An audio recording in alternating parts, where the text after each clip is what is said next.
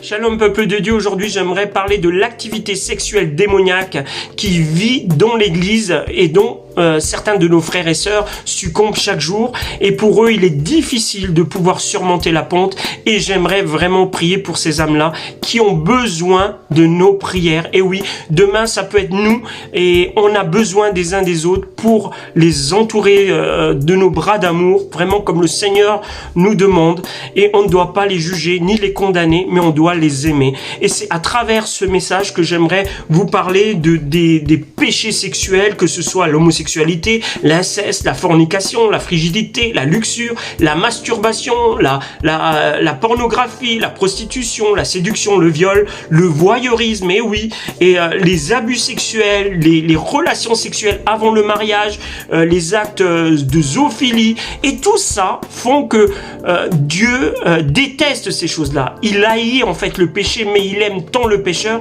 qu'il souhaiterait vous aider. Mais pour ça, faut-il encore le vouloir? Si aujourd'hui tu vis dans le péché et que tu souhaites réellement changer, Dieu le fera. Mais si tu continues volontairement à pécher, et t'as beau lui demander au Seigneur, il n'agira pas parce que tu ne lui laisses pas la place nécessaire pour agir et changer ta vie.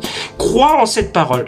Mon frère, ma sœur, dans Jacques 4,7, il est dit, soumettez-vous donc à Dieu, résistez au diable et il fuira loin de vous. Aujourd'hui, le Seigneur t'a donné toutes les armes nécessaires, car tu es semblable à lui, à Jésus, parce que il a dit, vous êtes des petits Christ, donc le Saint-Esprit habite en toi, tu es le temple du Saint-Esprit. Donc maintenant, relève la tête et refuse toutes ces choses-là. Prends les armes que Dieu t'a données pour chasser ces combats, ces doutes, pardon, et ne plus mener ce combat tout seul, mais avec Jésus, car il est la solution à tes problèmes. Tu sais, dans la parole de Dieu, il est dit dans 1 Corinthiens 6,18, fuyez la fornication. Tout péché qu'un homme fait est sans le corps, mais celui qui commet la fornication pêche contre son propre corps. Mes frères et sœurs, il est temps de prier pour nos frères et sœurs. Seigneur Jésus, je viens devant ton trône de grâce pour te remettre mon frère et ma sœur. Seigneur, tu vois, ils n'ont aucune solution, Père, mais toi tu es la solution. Tu connais leur combat au quotidien, Père. Nous ne devons pas les juger, mais nous devons les aimer. Et je sais, Seigneur, que tu vas agir. C'est juste une question de temps, Père. Apprends-nous à être patients dans l'épreuve que nous traversons, dans les combats que nous menons.